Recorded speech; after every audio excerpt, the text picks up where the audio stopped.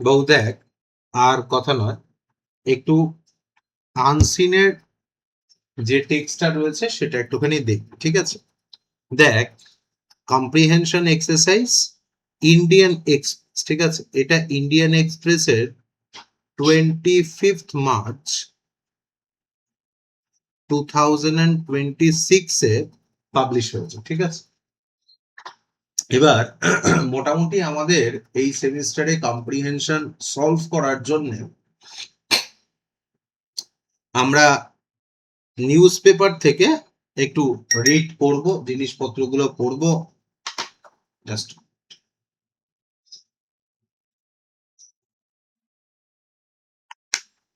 তো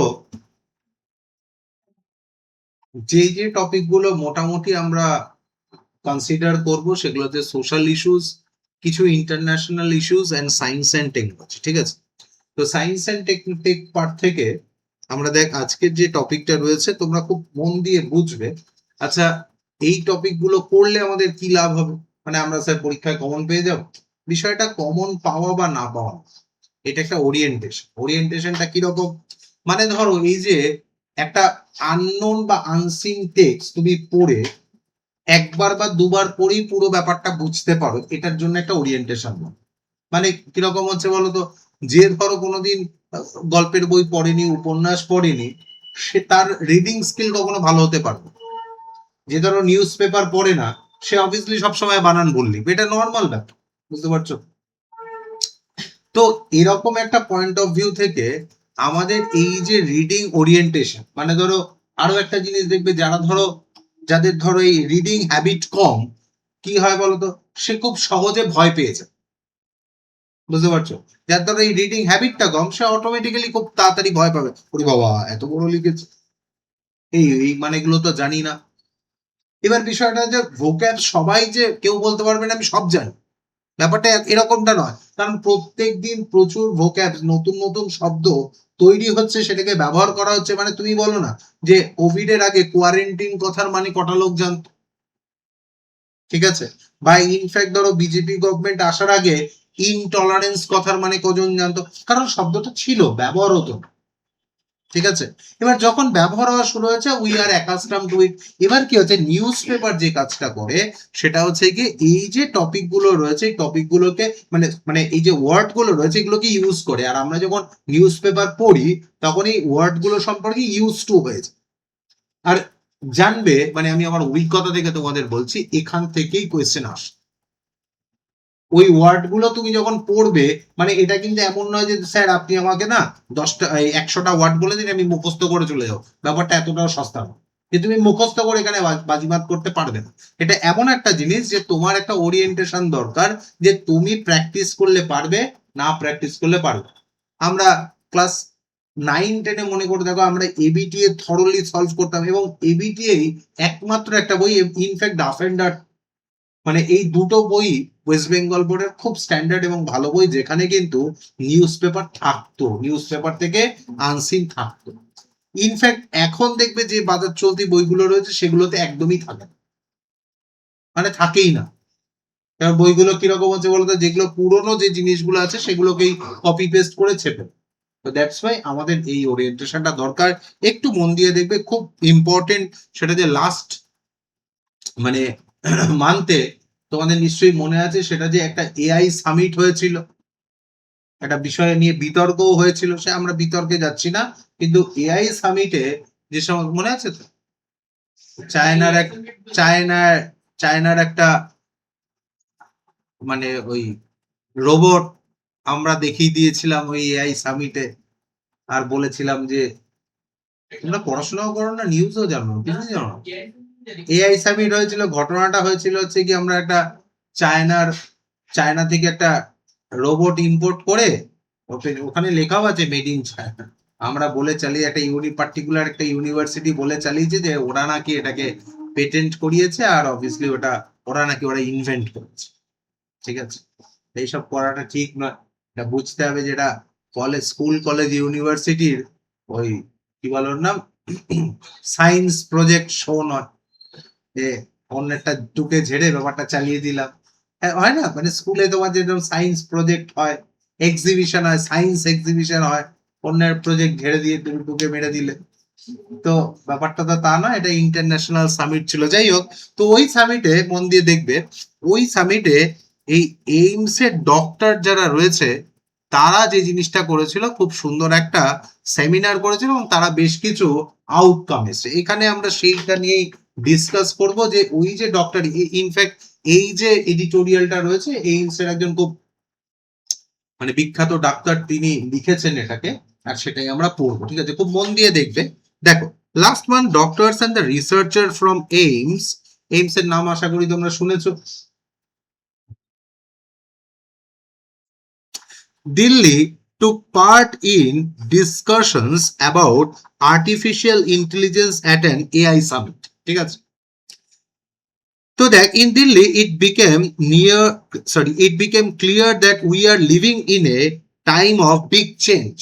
তাহলে অবভিয়াসলি দেখ, এটা তো আমরা সবাই সবসময় কনসিডার করি যে আমরা যে সময়টার মধ্যে রয়েছি, ইটস এ ট্রানজিশনাল টাইম। মানে তুই দেখবি 10 বছর 15 বছর বাদে বাদে দেখবি ইন্ডাস্ট্রির একটা চেঞ্জেস আসে। মানে এই যে ধরো তোমরা এখন শুনবে যে এআই মনে হয় আমাদের কাজ নিয়ে নেবে, আমাদের কি হবে। বেশ কিছু স্টুডেন্টরা যে স্যার কম্পিউটার সায়েন্স পড়ে কি কোনো লাভ হবে নাকি, এটা পড়ে কোনো লাভ, বাবু পড়াশোনা করলে অবশ্যই লাভ হবে, তুই তুই জানিয়ে। ঠিক আছে, শুধু বিষয়টা কি ভাববি, যখন তুই কেরিয়ার তৈরি করার কথা ভাববি, যে ইন্ডাস্ট্রি যেরকম যেরকম শিফট হচ্ছে, মানে সময় যেরকম যেরকম পাল্টাচ্ছে, তুই যদি সময়ের সাথে সাথে পাল্টাতে না পারিস, সময় পাল্টে দেবে, আর তখন তোর কপালে দুঃখ লেখা আছে। ঠিক আছে, এটা বাদ দিয়ে তোকে এই যে চেঞ্জেসটা রয়েছে, চেঞ্জেসটাকে অ্যাকসেপ্ট করতে জানতে হবে। আমি যেটাই শিখেছি সেটাই শিরোধার্য, এরকম ভাবার কোনো কারণ নেই। কথা বলতে পারছি? তো দেখ, যাই হোক, it became clear that we are living in a time of big change. Digital technology is now entering doctors' clinics, and however, while machines and the algorithms can calculate and analyze data, and they cannot truly care for patients. এবার আমাদের ডক্টররা কি বলছেন, যে আমরা যে কোনো জিনিস যদি সেখানে রোবট ডক্টরকে রিপ্লেস করে, তাহলে রোবটস ক্যানট হ্যাভ হার্টস, তার তো অবভিয়াসলি সেই সংবেদনশীল জায়গাটা নেই, তাই না। রোবট কি করবে, তার কাছে যে ডেটাটা রয়েছে সেই ডেটাটার অনুযায়ী যে কোনো মানুষের চিকিৎসা করে দেবে। এবার ব্যাপারটা হচ্ছে, কালকে একজন সাইকোলজিস্ট, আমার একজন স্টুডেন্ট, সে দিল্লিতে রয়েছে, তো সাইকোলজি নিয়ে পড়াশোনা করছে, মাস্টার্স পড়ছে, তো সে একটা মানে ওই একটা সার্ভে করছে। তো আমি তোমাদের হোয়াটসঅ্যাপ গ্রুপে একটা ওই সার্ভের ফর্ম পাঠাবো, তোমরা ওই সার্ভেটা একটুখানি ফর্মটা ফিল আপ করবে, ওর কাছে চলে যাবে গুগলস ফর্মে। তো বিষয়টা হচ্ছে গিয়ে, তো বিষয় তুমি একটা জিনিস ভাবো, যে ও যেটা বলছিল যে স্যার, সাধারণত এই যে ডক্টররা রয়েছে, সাইকোলজিস্ট যারা রয়েছে বা সাইকিয়াট্রিস্টরা রয়েছে, তারা কিন্তু 18 বছরের নিচে যারা আছে তাদেরকে মেডিসিন প্রেসক্রাইব করেন না, তাহলে সেটা একটু অন্যদিকে যেতে পারে। এবার বিষয়টা হচ্ছে এটাই, যদি ধরো এখানে যদি এআই থাকতো আর তার কাছে যদি ডেটা গুলো মেলে যেত, এআই কি করতো, অবভিয়াসলি মেডিসিন প্রেসক্রাইব করে দিত, কারণ ও কি করছে, ডেটাটা ম্যাচ করিয়ে কাজ করছে। কারণ শুধুমাত্র যেমন ধরো হাতের 5টা আঙ্গুল সমান নয়, 5টা বাচ্চা, 5টা স্টুডেন্ট, 5টা পেশেন্ট সবাই সমান, সব জ্বরের ওষুধ প্যারাসিটামল না, আর প্যারাসিটামল খেতে বা লিখতে জানলেই তুমি ডাক্তার হয়ে যাবে, তাই না। তো এই যে পয়েন্ট, বউ ওই দরজাটা একটু বন্ধ কর, মানে বিজি। তো এরকম জায়গা থেকে আমাদেরকে কি করতে হবে, তাহলে ডাক্তাররা কি বলছেন, দেখো, healing is not just about treatment. Healing করাটা কিন্তু শুধুমাত্র ট্রিটমেন্ট নয়, it is based on trust, ethics and human understanding. বোঝা গেল? তাহলে হিলিং এর একটা কি রয়েছে, আলাদা একটা পারপাস রয়েছে। সুস্থ করাটা শুধুমাত্র ঘস ঘস করে ওষুধ লিখে দেওয়া নয়, বা পেশেন্ট এলো আমি অপারেশন করে দিলাম, এরকমটা নয়। তার সঙ্গে কি রয়েছে, একটা সাইকোলজি জড়িয়ে রয়েছে, তাই না। এবার দেখ, AIIMS Delhi has an important role in leading digital transformation of healthcare in India. It has been chosen a center of excellence for AI in the health by the Ministry of Health and Family Welfare. তাহলে obviously এই ministry of health and family welfare তারা কি করেছে, এই যে AIIMS কে এই centre of excellence হিসেবে identify করেছে। তাহলে এইমস এর যে সমস্ত ডক্টরসরা রয়েছে বা রিসার্চাররা রয়েছে তারা কি করছে, এআই নিয়ে কাজ করছে রিসেন্ট ডেজে, মানে এটা একদম recent news. It is also working with the Ministry of Education as a medical partner of the National AI Center of Excellence. This gives AIMS a big responsibility to ensure that AI is used safely, ethically, and effectively in healthcare. আর obviously এই ডাক্তারদের উদ্দেশ্যটা কোনটা, যাতে AI কে আমরা খুব ethically, simply এবং খুব এফেক্টিভলি ইউজ করতে পারি। মানে এমনটা নয়, একটু বাদেই আমরা দেখব, এমনটা নয় যে ধরো এআই মানে সেটা শুধুমাত্র যাদের কাছে টাকা পয়সা আছে শুধু তাদের কাছে সীমাবদ্ধ থেকে যাবে। দেখো, যদি সাধারণ মানুষের কাছে বা একদম ইন্টেরিয়ার মানে একদম প্রান্তীয় লোকের কাছে যদি এর সুবিধা না পৌঁছয়, তাহলে দেখো বিজ্ঞানের কোনো সার্থকতা নেই। বিজ্ঞানের সার্থকতা কোন জায়গায়, যদি সাধারণ মানুষ মানে একদম ইন্টেরিয়ারে মানে শেষ মানুষটা যেন এর সুযোগ সুবিধা পায়, তাই না? যেমন ধরো আমাদের ইউপিআই রয়েছে, যেমন ধরো হচ্ছে কি আমাদের এই যে সফটওয়্যারের যে আপগ্রেডেশন রয়েছে, তাই না? বা ধরো একটা ধরো প্রান্তীয় ধরো যে ছেলেটা বা মেয়েটা ধরো একদম মণিপুর, নাগাল্যান্ড, মিজোরামে রয়েছে, সে যদি ধরো টেকনোলজির বেনিফিটটা পায় তাহলে আমরা বুঝতে পারি যে হ্যাঁ সত্যিই ধরো টেকনোলজিতে আমরা এগিয়েছি, তাই তো? তাহলে এই যে জায়গাটা রয়েছে এটা আমাদেরকে আইডেন্টিফাই করতে হবে। এবার সেটা কিভাবে হবে, খুব ইন্টারেস্টিং। দেখ, দ্য সিইও অফ সরি সেটা হচ্ছে কি centre of excellence, the COE of AIIMS is working on many important health areas such as cancer screening. এই ক্যান্সার স্ক্রিনিংটা আগত দিনে একটা সেন্টার অফ পয়েন্ট হতে চলেছে। সেটা কিরকম বলো, সেটা হচ্ছে কি মানে তোমার চেক আপ এবং হচ্ছে এআই ডেটা অ্যানালাইসিস এর মাধ্যমে বোঝা যাবে যে তোমার ক্যান্সার হওয়ার সম্ভাবনা আছে কি নেই। সেটা শরীরের যে কোনো অংশে হতে পারে, যে কোনো তার ফর্ম হতে পারে। হতে পারে একটা ছোট ফোড়া মতো দেখাচ্ছে, তুমি হয়তো ভাবছো এটা ফোড়া, হয়তো দেখা গেল 3-5 বছর বাদে it turns into a cancer. ঠিক আছে? তো this is called cancer screening, chronic diseases and eye problems and the maternal and child health care and infectious diseases, এই সমস্ত সেক্টরে কি করছে, এআই কাজ করছে। AIMS is also working closely with top institutions like IIT Delhi, the other IITs and IISc Bengaluru. তো এবার কি করছে দেখো, শুধু মেডিকেল এক্সপার্টিস হলেই হবে না, টেকনোলজিক্যাল এক্সপার্টিস লাগবে। এই কারণে এইমস কি করছে, বাকি যে সমস্ত আমাদের আইআইটিস গুলো রয়েছে, one of the best institute in world, মানে আমাদের আইআইটি গুলো হচ্ছে গিয়ে মানে ওয়ার্ল্ড এর one of the best institute, ঠিক আছে? তো সেক্ষেত্রে তাদের সঙ্গেও কি করা হচ্ছে, সংযোগ করে কাজ করা হচ্ছে। This partnership help turn new ideas into real solution that can be used hospitals and clinics. তাহলে এখান থেকে যদি আমরা এআই কে ডেভেলপ করতে পারি, রিয়েল সলিউশন বেরোতে পারে, তাহলে এই যে নর্মাল যে ক্লিনিক গুলো রয়েছে, হসপিটালসে আমরা ছেলে মেয়েদের সুযোগ সুবিধা দিতে পারবো। The main aim is to make AI useful for the India's specific needs. তাহলে দেখো ইন্ডিয়ার পেশেন্টের স্পেসিফিক নিডস আছে, অ্যাকচুয়ালি সেটা যদি আমরা যে শুধুমাত্র রিলস এর ভিডিও বানিয়ে এআই দিয়ে ভিডিও বানিয়ে আমাদের কোনো কাজ হবে না, তাই না? দেখেছি 10 থেকে 10 বছর আগে ভাবতাম যে এআই কি না কি করবে, এখন দেখছি যে সব এরকম ছোট ছোট কার্টুন ক্যারেক্টার ধমনির মধ্যে ঢুকে সেটা ধমনি পরিষ্কার করছে, ঠিক আছে? হ্যাঁ, আর কুকুর বেড়ালের ভিডিও দেখতে হচ্ছে, তাই না? তো যাই হোক, ওই সব না করে যদি এই সবের দিকে হয় তাহলে আমাদের সুবিধা হয়। তোমরা তো সবাই দেখছো, বুঝতেই পারছি কি হাসি। ও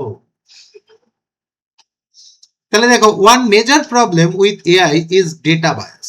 এবার বিষয়টা যে এই ডেটা বায়াসনেস কি, মানে এআই তে, এআই মানে কি, ইটস এ রোবট বা ধরো এটা একটা ডেটা সার্ভার। এবার ওখানে যে ধরনের ডেটা দেওয়া হবে ও সেই অনুযায়ী অ্যানালাইজ করবে, তাই না? এটাই বেসিক্যালি কাজ, এই এআই বা সুপার কম্পিউটারের কাজই এটা। এবার কথাটা হচ্ছে গিয়ে দেখো, ইউরোপিয়ান যে জন ইব্রাহিম,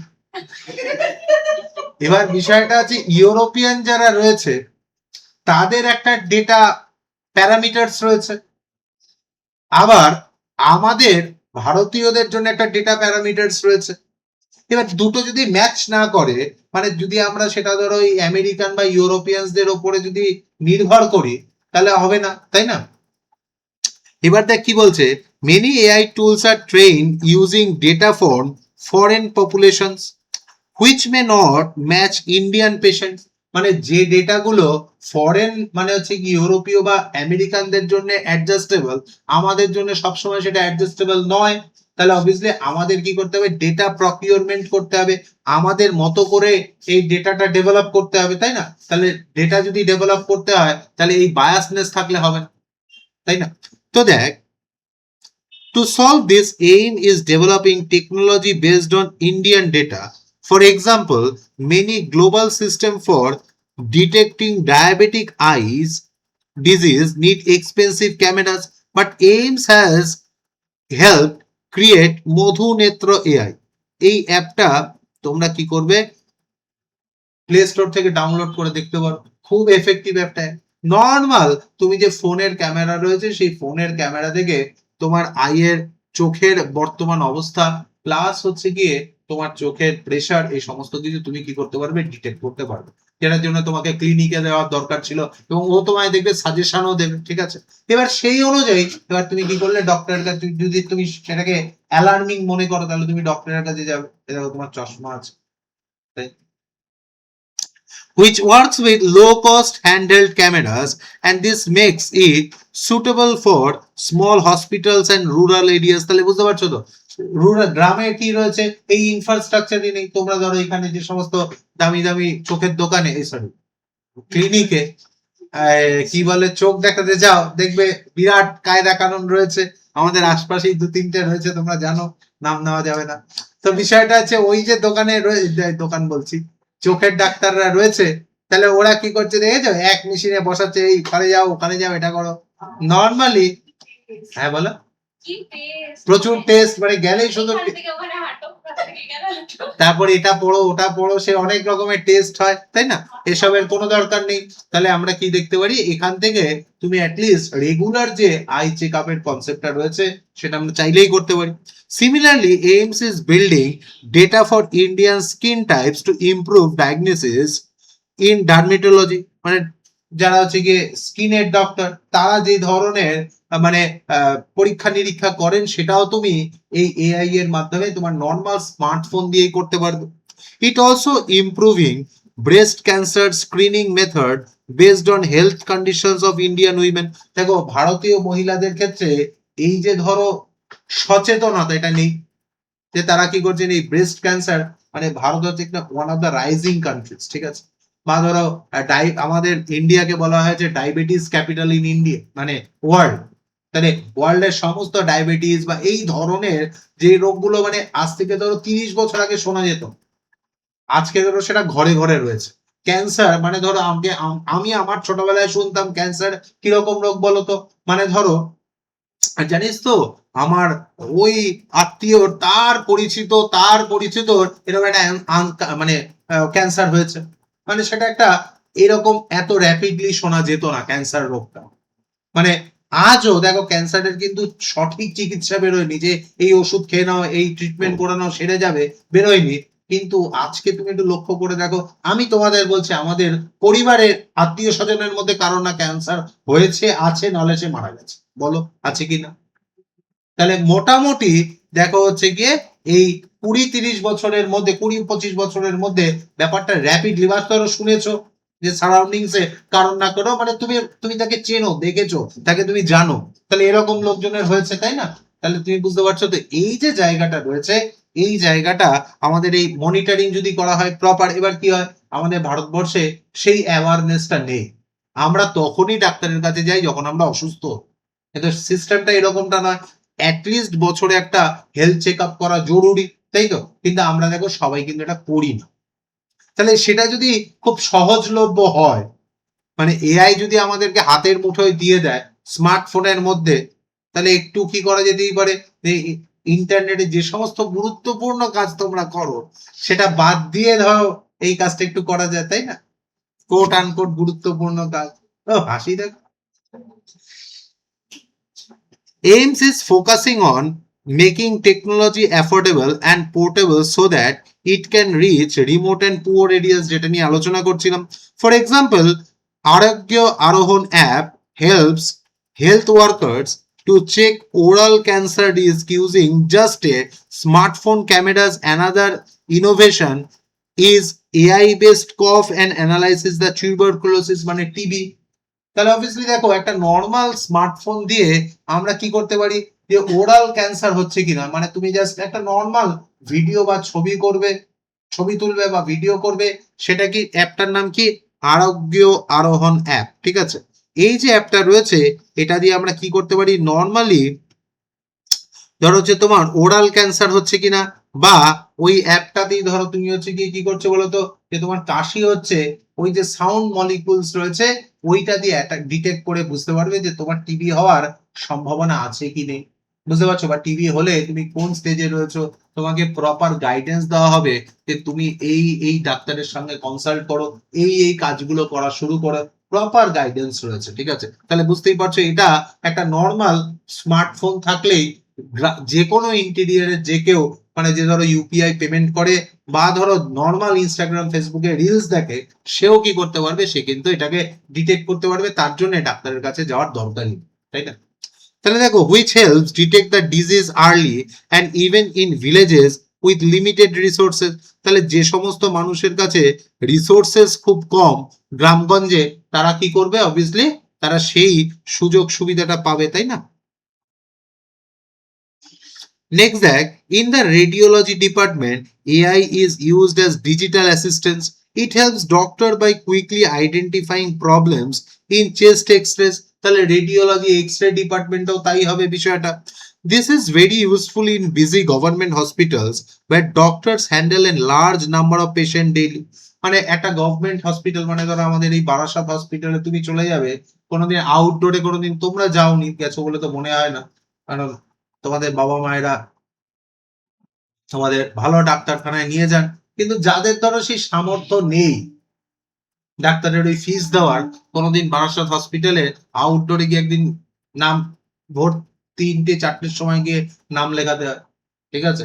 আর তুমি যদি সকাল 8টা 9টার সময় যাও, তোমার নাম পড়বে হচ্ছে 300 জনের পেছন, হ্যাঁ। এবার ওই 300-350 লোক কিন্তু ওখানে বসে আছে, ধরো ওর পাশ থেকে ধরো হাবড়া, গুমা, বিরা, ওই বনগা, এসব জায়গা থেকে, ইন্টেরিয়ার জায়গা থেকে লোকজনরা এসছে, ঠিক আছে। তখন বুঝতে পারবে যে কপালে দুঃখ কাকে বলে।